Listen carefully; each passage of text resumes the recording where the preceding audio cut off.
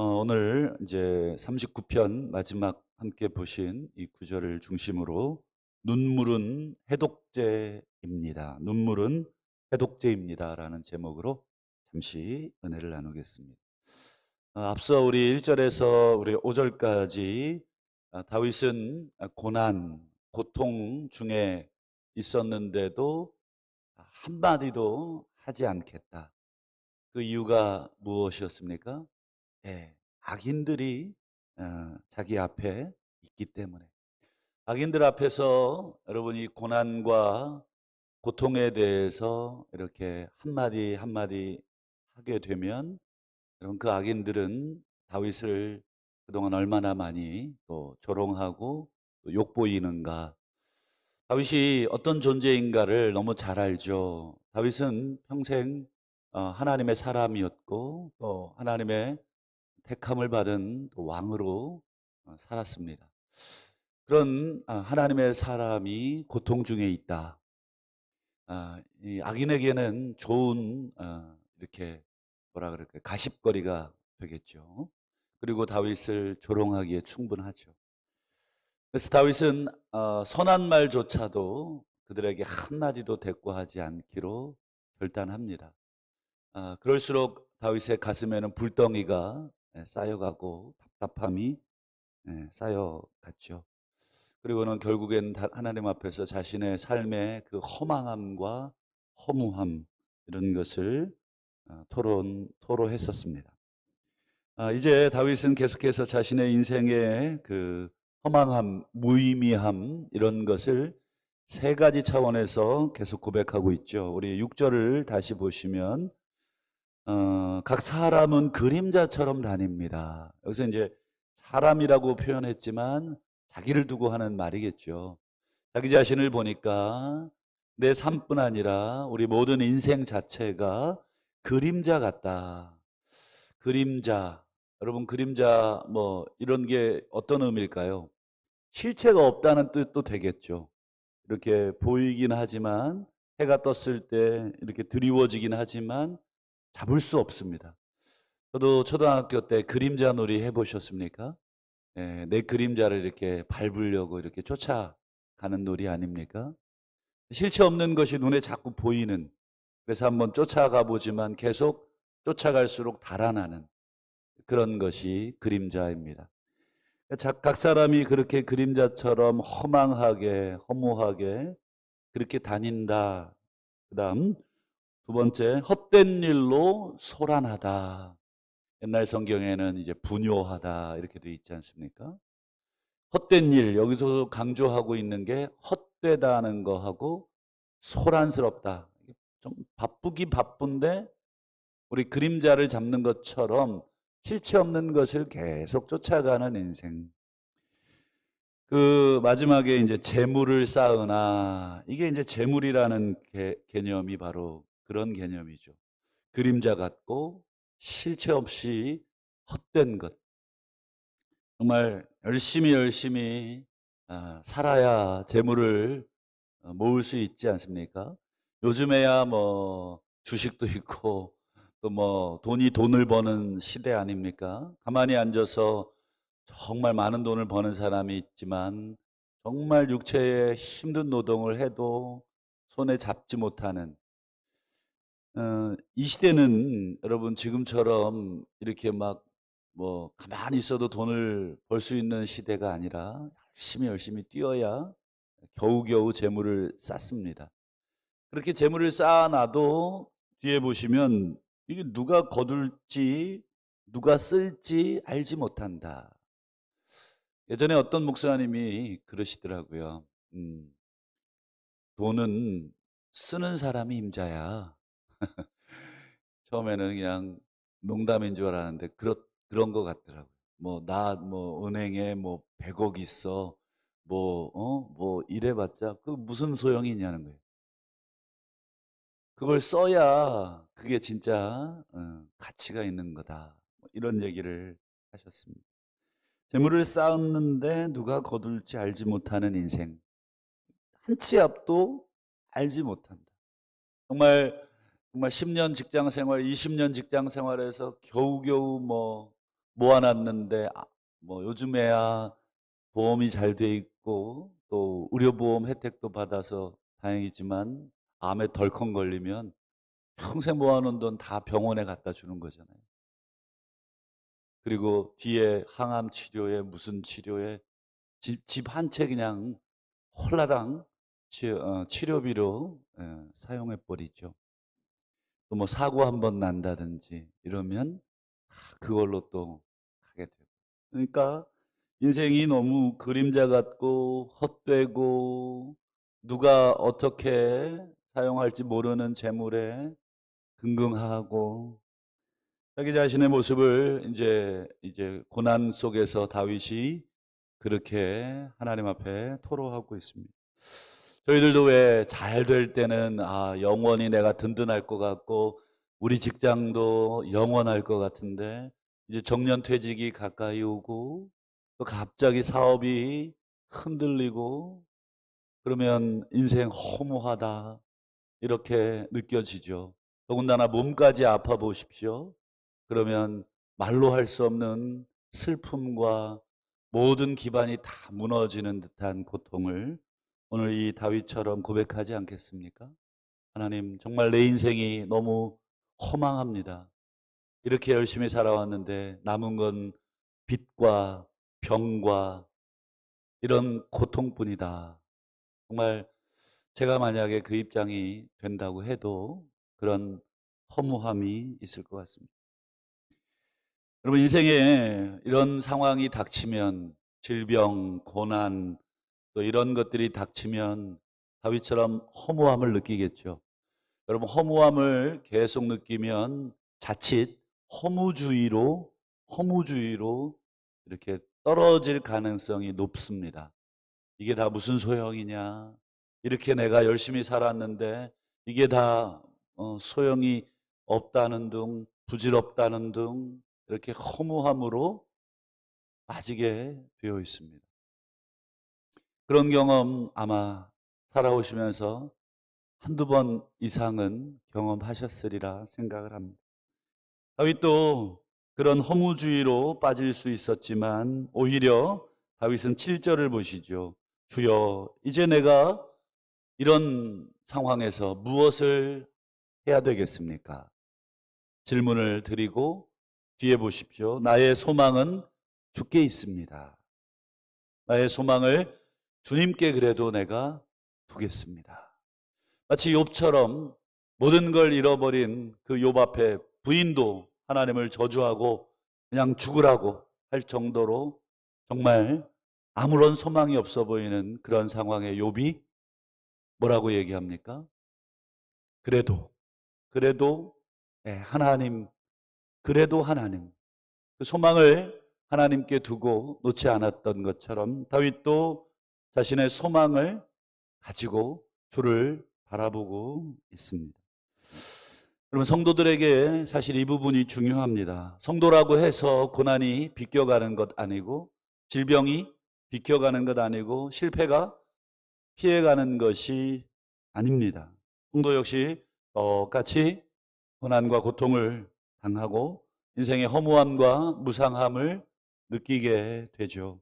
그러나 성도는 이런 허무함에 굴복하는 자가 아니라 하나님에 대한 소망을 품고 허무함을 극복하는 자들이 바로 성도인 줄로 믿습니다. 이제 다윗은 이런 소망을 품고 이제 적극적으로 하나님께 도움을 구하고 구원해 달라 요청하는데 8절을 보시면 나를 모든 죄에서 건져 주십시오. 우매한 자에게서 욕을 당하지 않게 해 주십시오. 이게 같이 연결이 되어 있는 것입니다. 우매한 자를 직역을 하면 바보 이렇게 번역을 할 수 있는 단어입니다. 우매한 자에게서 욕을 당한다. 이것은 바보들이 자신을 향해서 하는 헛된 말을 듣지 않게 해달라 하는 뜻입니다. 아까 말씀드린 것처럼 다윗이 고난 중에 있고 또 힘든 중에 있을 때 이 우매한 자, 다윗이 표현한 이 바보 같은 사람들은 끊임없이 다윗을 조롱하고 또한 다윗이 평소에 믿었던, 다윗이 평소에 신뢰하고 높이고 찬양했던 그 하나님마저도 뭐 하시냐고. 네가 그렇게 매일같이 새벽 예배 나오고 한 주도 빠지지 않고 예배 드리고 정말 교회밖에 모르고 살았는데 네 꼴을 좀 보라고. 신지들 중에 그렇게 얘기하는 사람 없나요? 어떤 집사님이 예전에 정말 그러시더라고요. 저 교회를 못 다니겠다. 그래서 왜요? 그랬더니 교회 안 다니는 자기 형제들, 친지들은 너무 잘 됐다는 거예요. 근데 자기만 안 됐다는 거예요. 그래서 뭐 제가 너무 속이 상하더라고요. 뭐 안 된 게 속이 상한 게 아니라 그 집사님이 시험에 든 것 자체가 내가 너무 속이 상하더라고요. 이해는 되는데 그러면서 교회를 안 나오시겠다고 하니까 이게 뭔가 하는 속상함이 사실 목회자로서 들더라고요. 다윗도 똑같습니다. 우매한 자들, 이 바보 같은 사람들이 정말 자기를 공격하고 하나님을 공격하고 이런 모습을 당하지 않도록 하나님 죄에서 구해달라고. 이 왜 죄라고 하는 이야기를 하냐면 이 당시 구약 사람들은 고난이나 질병을 뭐와 연결해서 생각을 합니까? 죄와 연결을 해서 생각을 했기 때문에 그들의 사고가 그랬습니다. 그래서 예수님 시대에도 여러분 병자를 데리고 왔을 때 이 사람이 날 때부터 이렇게 된 것은 누구 죄 때문이냐 이렇게 질문을 하죠. 그게 바로 이 질병과 죄의 관계를 그렇게 엮어서 생각했기 때문에 그렇습니다. 그래서 다윗도 지금 자신이 당하고 있는 고난과 질병을 죄와 연결해서 고백하고 건져달라 이렇게 기도하는 것입니다. 그리고 9절에 보시면 다윗이 그동안 고난 앞에서 원수들 앞에서 자기의 입을 열지 못했던 중요한 이유를 또 하나 고백을 하죠. 내가 잠잠하고 입을 열지 아니함은 주께서 일을 행하신 까닭이니이다. 일을 행했다라고 하는 게 뭐냐면 지금 자기가 당하고 있는 고난을 말하는 것입니다. 지금 자기가 당하는 고난을 다윗은 너무 잘 알고 있었어요. 그건 자기의 잘못 때문이었다라고 하는 것, 자기의 죄 때문이었다라고 하는 것. 그래서 더욱더 원수들이 앞에 있을 때 말을 할 수가 없었고 더군다나 하나님이 그 죄에 대한 대가로 자기에게 그런 고난을 주셨기에 하나님 앞에서 입을 열 수가 없었다. 하지만 이제는 자신이 그 고난 앞에서 입을 열어서 불평과 불만이 아니라 은총을 구하고 사죄를 구하는 기도를 하고 있는 거죠. 10절도 그와 같은 맥락에서 다윗이 기도합니다. 주의 징벌을 나에게서 옮겨 주십시오. 바로 그것이 8절에 나의 모든 죄에서 건져 주십시오 라고 하는 기도. 또 주의 손이 치심으로 이 단어도 역시 다윗의 지금 현재의 고난과 고통이 주의 손이 자신을 쳤기 때문이다 라고 하는 어찌 보면 욥과 똑같은 그런 고백을 하고 있는 것입니다. 이제 마지막으로 다윗은 눈물로 호소합니다. 12절 13절 여호와여 나의 기도를 들으시며 나의 부르짖음에 귀를 기울이소서. 내가 눈물 흘릴 때 잠잠하지 마옵소서. 나는 주와 함께 있는 나그네며 나의 모든 조상들처럼 떠도나이다. 주는 나를 용서하사 나의 건강을 회복시키소서. 여기도 보시면 다윗은 눈물 흘릴 때 잠잠하지 말아달라고. 지금 다윗은 눈물을 흘리며 하나님 앞에 지금 자신의 상황을 토할 만큼 너무 힘들고 너무 괴롭고 그렇습니다. 이 시편 39편은 참으로 굉장히 하나님과 친밀함을 드러내고 있는 표현들이 참 많습니다. 하나님 앞에서 자신의 이런 상황을 이토록 친밀하게 이야기할 수 있구나 싶을 정도입니다. 그리고 12절 보시면 다윗이 자기 자신을 나그네라고 표현하고 떠돌이라고 표현하고 있습니다. 내가 나그네요 떠돌이다. 여러분, 구약시대의 나그네 그리고 떠돌이는 안전장치, 지금이야 치안이 잘 돼 있지만 그 당시에는 여러분 치안이 좋지 않은 시대여서 여러분 마을 단위로 그 다음에 혈연지간으로 똘똘 뭉쳐서 살았습니다. 왜냐? 그 안에 있어야 자신의 삶이 보호를 받는데 여러분 떠돌이 나그네는 그런 혈연 관계가 전혀 없는 자기를 돌봐줄 수 있는 사람이 아무도 없는 그런 상황을 고백하는 표현이 나그네 떠돌이입니다. 다윗의 지금 심적인 상황을 그대로 표현해 주고 있습니다. 여러분 몸이 아플 때 고난을 당할 때 내 주변에 아무도 없는 듯한 지독한 외로움 부인이나 남편이 옆에 있어도 또는 자식들이 옆에 있어도 나만 느낄 수 있는 그 외로움. 다윗이 지금 나는 나그네고 나는 떠돌이다 라고 하는 것은 하나님 나는 보호받을 수 있는 안전장치가 하나도 없습니다. 하나님 도와줄 사람이 아무도 없습니다. 이렇게 고백하고 있는 그래서 눈물밖에 나오지 않는 그런 상황.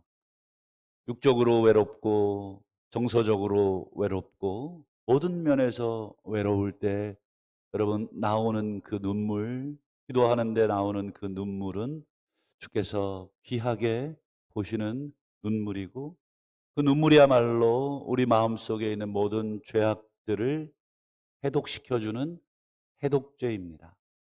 그래서 여러분 참으로 기도하는 가운데 하나님이 흘리게 하시는 눈물은 참으로 그 어떤 진주보다 귀하고 값지다 생각을 합니다. 하나님께서 눈물 나게 하실 때 많이 우시기를 바랍니다. 그 눈물의 양만큼 하나님께서 우리 마음에 있는 그 고통과 담즙을 하나님께서 제거해 주시고 마지막 표현처럼 맨 끝에 나의 건강을 회복시키소서 이렇게 돼 있지만 사실은 이 표현은 나로 미소 짓게 하옵소서라는 뜻이 됩니다.